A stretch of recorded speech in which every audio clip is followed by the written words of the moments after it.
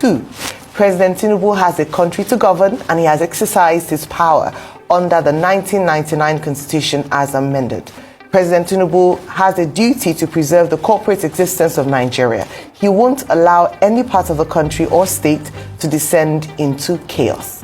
The Supreme Court ruled that there is no functioning government in Rivers State known to the Constitution of Nigeria. President Tinubu won't fail in his sacred duty to protect and preserve the country. Hello and what's up, guys? If you have been following the heated debate around the recent emergency rule in Rivers State, then you know this is a story that has sparked strong reaction across Nigeria. Former President Goodluck Jonathan and Nobel laureate Soyinka have openly criticized President Bola Tinubu's decision, calling it a dangerous move that undermines democracy. But the presidency has now fired back, defending Tinubu's action. So, what exactly is happening? Stick around as we break it all down.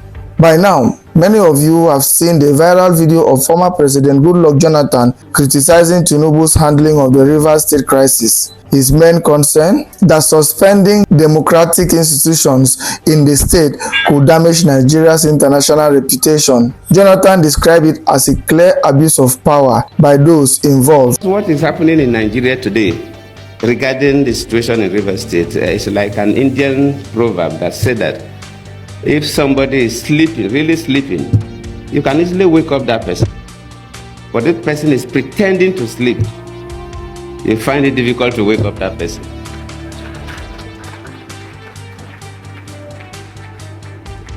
The key actors in Nigeria, from executive to the legislature, luckily Senator Binta and others are here, and the judiciary, they know the correct thing to do. But they are refusing to do it. They are pretending to sleep.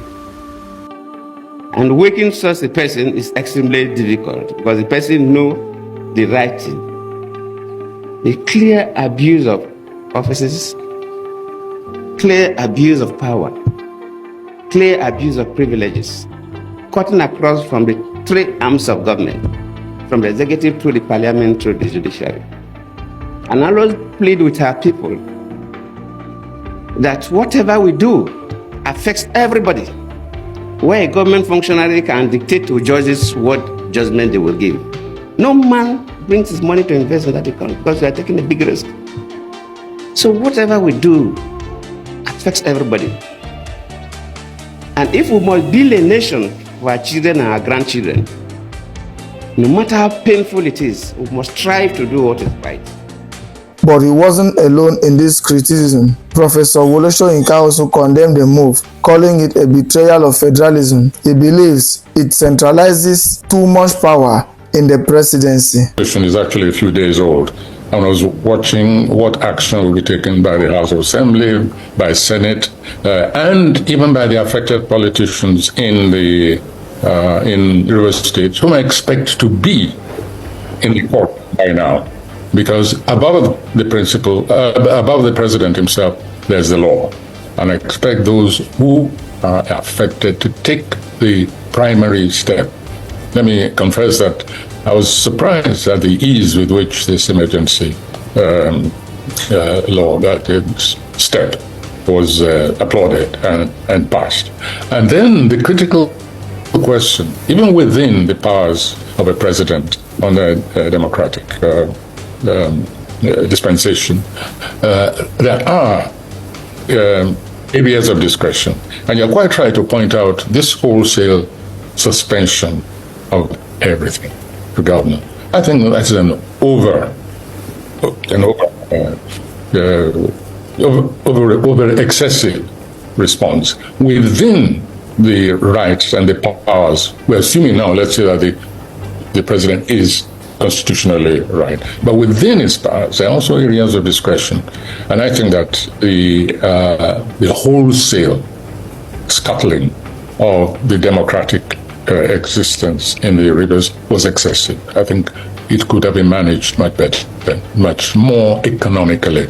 I think the president did not, it's not sort of curb the extent, he didn't economize on his presidential emergency powers. On that issue, I agree with you absolutely.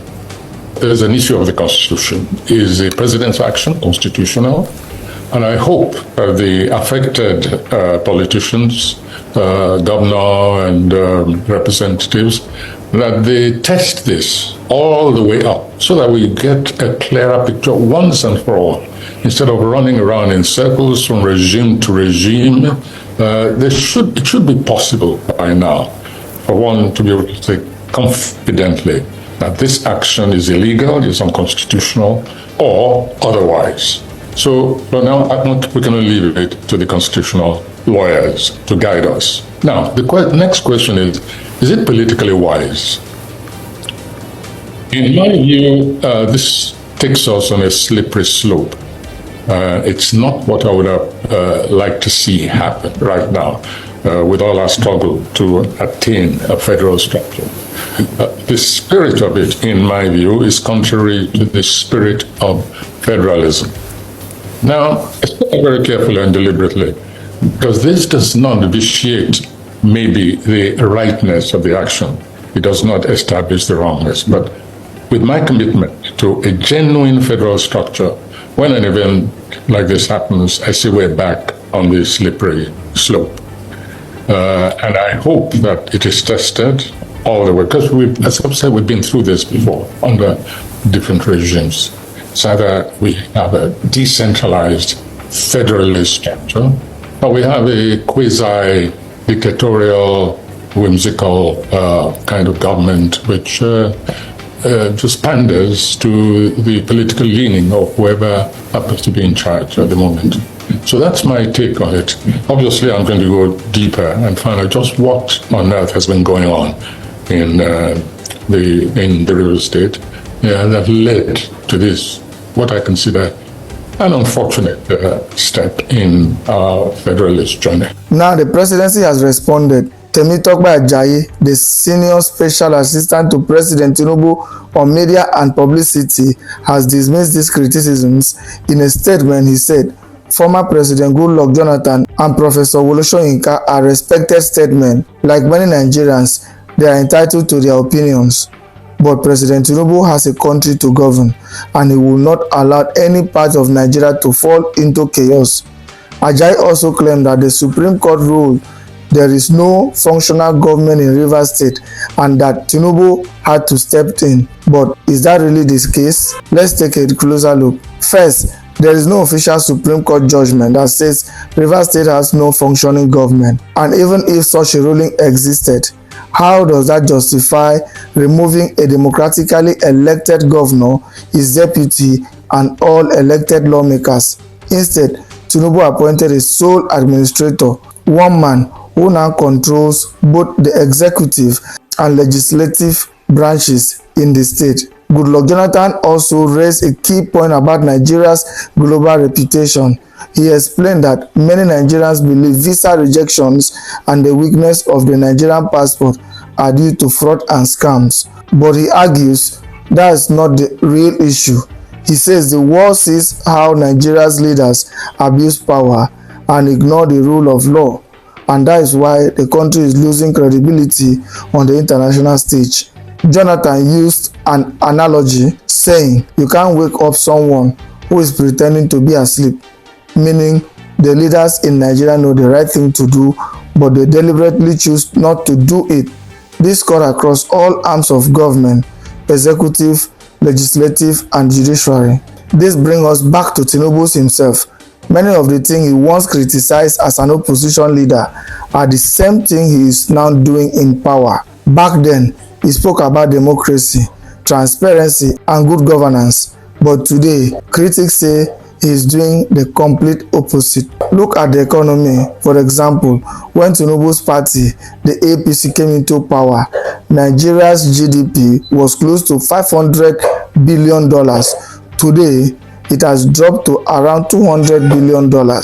And while the promise to fix the economy, inflation, unemployment, and the cost of living has all worsened. Let's talk about the oil industry. The recent bidding for oil mining licenses raised eyebrows when a local company registered just days before the bidding won over established companies like Total Energies, Some argue that this is a good thing, that Nigerians should control Nigeria's oil. But is that really the case? Do these companies have the experience or the resources to manage such projects? Or is this just another way for insiders to take over? So what does this all mean for Nigerians? The reality is, this is not just about Rivers State. It is about a pattern of power being concentrated in the hands of a few, while the majority struggle. If things continue this way, where will Nigeria be in the next few years? What happened in 2027? Will Nigeria allow this to continue, or will they take a stand? This is a conversation that affects every Nigerian. Let us know your thought in the comment section below. Do you think Tinubu was right in declaring emergency rule in Rivers State, or do you believe Jonathan and Soyinka have a valid point? Don't forget to like, share and subscribe to this channel so you don't miss any update. See you in the next video. Hello guys, so the truth is, history does not lie. So this is what Tinubu said in 2013 when Goodluck Jonathan declared emergency in Yobe, Borno and Adamawa states because of crisis in those states. Now, fast forward to 2013, you discover that there was crisis in Yobe, Adamawa and then Borno. So President Goodluck Jonathan declared emergency, and this is what Tinubu came out to say in 2013. According to Tinubu, the declaration of emergency in Adamawa and Yobe is an overreach of federal power. Yes, according to him, Goodluck Jonathan was overreaching federal power, and according to him, Goodluck Jonathan was doing it to intimidate the elected officials, in Borno State. But today, the same Tinubu who criticized Jonathan in 2013 just declared state of emergency in Rivers State, and then he has installed a military sole administrator after 28 years of Nigeria living without military rule. Now the truth is, if this thing was done because the president have the interest of the citizens at heart, then it is obvious that it is good. But the truth is, if this thing was a political agenda just to make sure that APC take over Rivers State, then it is not good at all. Believe me, Dangote always said that Nigerian leaders don't have capacity, and it is a big truth. I always tell you in my videos that all we have in Nigeria is not leader. We have politicians in Agbada. That is just the bigger truth. These people, I don't know why they seems not to always change narrative. I don't know why one of them will not come to power and say, okay, let me do well so that the citizens are going to be happy with me. Believe me, if you are a true leader and you are a good person, you don't need much campaign to even win election in Nigeria, because Nigerians are so emotional. If you do well, they are going to vote you in the next election. What do you think about the decision of Tinubu after declaring state of emergency in Rivers State? And what people are trying to say right now is this, that the person that was installed as sole administrator is even a friend, a close friend to Wike. And a whole lot of persons on social media are saying that it was because of Wike that all these things are happening. Let's get your opinion about what is going on in Rivers State, and what do you think the president should do? Do you think the president was right to declare state of emergency, since he has once criticized a sitting government that was not from his party of what? Of overreaching federal power and intimidating elected officials in other states after declaring state of emergency? Share your opinion about all these things, and then use the comment section as your friend. Like I always said, we don't support violence on this page, but normally truth bitter past bitter cola.